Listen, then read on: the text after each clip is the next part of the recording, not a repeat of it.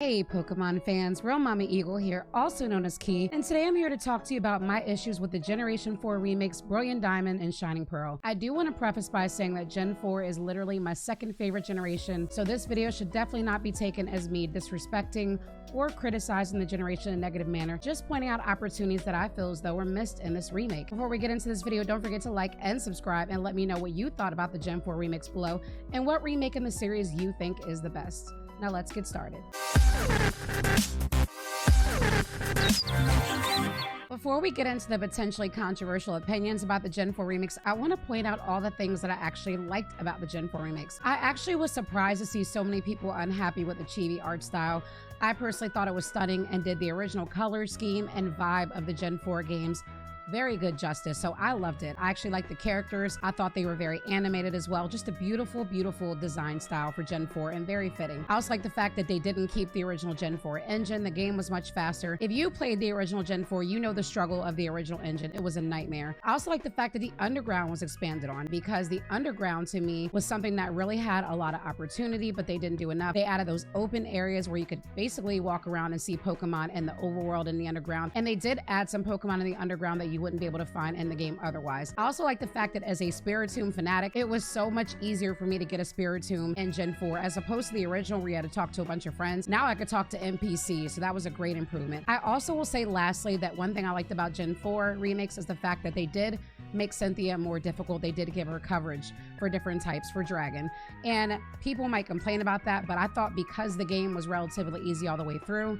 them giving you that final battle at the end was definitely worthwhile. If you followed me by this point, you know that one of my biggest criticisms of Gen 4 has always been the Pokedex. And I know that when they did Brilliant Diamond and Shining Pearl, they did use platinum elements of the Pokedex, which gave you a little bit more to choose from. But this Pokedex still suffers from a lack of variety. No real fire types besides your starter and Ponyta, which I said in a previous video. And I also hate the fact that even though you have some good options underground, you still struggle to put a Pokedex together that doesn't involve you using Pokemon you used previously in a last playthrough. And that's always been my struggle. They definitely could have done a lot of things. I know I was spoiled by the Gen 3 remakes because the Gen 3 remakes gave us Pokemon from Gen 6 and Gen 5, and I kind of wish they had gone that route in the Gen 4 remake. I understand that it probably would have taken more time to put these character models into the Switch for these games, but you didn't even have to give us all the Pokemon. You could have just gave us a handful from Gen 5, Gen 6, Gen 7, even a little bit from Gen 8 to put into Brilliant Diamond and Shining Pearl. I think that it was just laziness on their part. I would have loved to go through Sinnoh with some newer Pokemon, just because the Gen 4 Pokedex has always been so dry for me with the lack of fire types, and just the fact that most of the Pokedex didn't feel like a ton of new Pokemon as opposed to Gen 1 and Gen 2 Pokemon getting an evolution. So that was always my issue. I just wish they would have elaborated on that a bit more. I want to talk about the forced experience share. Don't get me wrong, experience share for all Pokemon combined is a great feature. I like the fact that if you're the person that doesn't want to go into the battle and put all that tedious time, all those hours into leveling up Pokemon one by one, it can save you a lot of time, and I get that. It's also great for newer Pokemon players who maybe don't have that experience grinding. They may not have played too many RPGs and don't really want to take too much time doing that, just want to enjoy the game and the story. I get that. But for a tenured Pokemon player like me, who's been leveling up her Pokemon one by one in the grass the old-fashioned way since 1996, I actually like the fact to do it on my own. I don't want the game to be made easier for me, and that's my issue with it. It's not the forced experience share, it's the fact that I couldn't turn it off. In X and Y, they gave us the ability to turn it off. Ever since then, Gen 7, Gen 8, and hopefully not Gen 9, but the Gen 4 remakes, they pretty much made us keep it on, and that made your journey and your gameplay much easier. Even when you would try to level up one Pokemon that may be lower in your party while you're leveling up that, that smaller Pokemon, the Pokemon with higher levels just going to keep leveling up, and then you never really get your Pokemon on the same page, or it takes a bit longer. So that was definitely an issue for me. I don't like my experience made easier. I actually like the Pokemon games that were more difficult, where I actually struggled.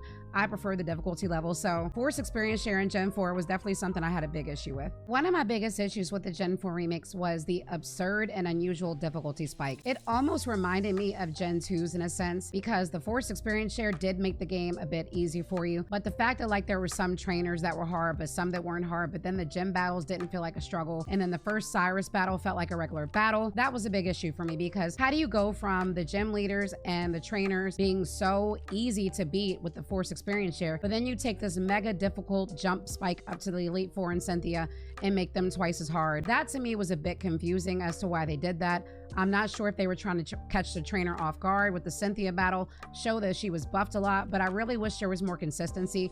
I don't really feel as though the gym leaders and Cyrus were nearly as difficult to beat as they were in the original, and that's something that was a missed opportunity. A consistent complaint I actually do hear about the Gen 4 remakes is the fact that there are not enough platinum elements. It's funny too, because even with the Gen 4 remakes as good as they are, a lot of people do agree that platinum is the best version of Gen 4 to play. Platinum obviously has the most differences in a third version through all the early generations, so it really was a missed opportunity. You know, we have Cyrus going completely bonkers in the distortion world. That would have been a great thing to put in. I understand with Dialga and Palkia, there would have been some sort of time constrict that would have, messed it up a bit, but they could have found some way to include that, really show even casuals or new people to the series what the true magic of Gen 4 was. So I felt as though they dropped the ball. And I don't really think there's many excuses for them not to do that, because even in the Heart Gold and Soul Silver elements, they did add some elements of Crystal in the game, which I thought was pretty cool. I also don't like the fact that they really didn't add a lot of content into the Gen 4 remakes besides the underground.